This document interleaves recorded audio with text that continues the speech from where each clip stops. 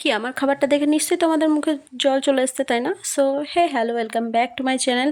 সকাল থেকে এত মুষলধারে বৃষ্টি হচ্ছে আর মনটা কিন্তু বারবার বলছে ইলিশ খাবো, খিচুড়ি খাবো, ইলিশ ভাপা খাবো, ইলিশের ঝোল খাবো, ইলিশের ঝাল খাবো, কত রকমের। আর যেমন কথা তেমন কাজ, ইলিশ খাওয়ার ইচ্ছা হয়েছে তো বৃষ্টিটা যেই কমেছে বাজারে চলে এসেছি। বাজার থেকে এখানে ইলিশ নিয়ে নিয়েছি।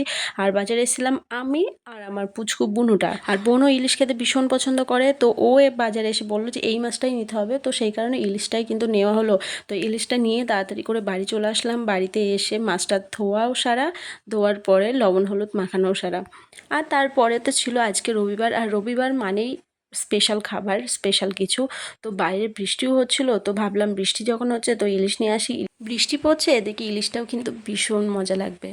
আর আমি এদিকে রান্না করছিলাম ইলিশের ভাপা। তো আমি ইলিশের 2টো পিস নিয়ে নিয়েছি, আর বাদবাকি মা ইলিশ মানে সর্ষে ইলিশ করবে। তো সেই কারণে এখানে আমি 2 পিস ইলিশ নিয়েছি। নেওয়ার পরে সব রকম মশলা দিয়ে আমি টিফিন বাটিতে বসিয়ে দিলাম।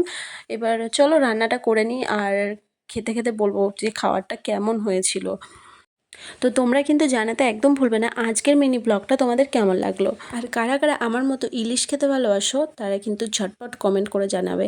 আর অন্যরকম ইলিশের রেসিপি থাকলে অবশ্যই আমাকে কমেন্ট করে জানাবে যে কেমনভাবে কি বানাতে হয়। আমি নতুন নতুন আইটেম বানাতে আমার কিন্তু ভীষণ ভালো লাগে। So bye bye.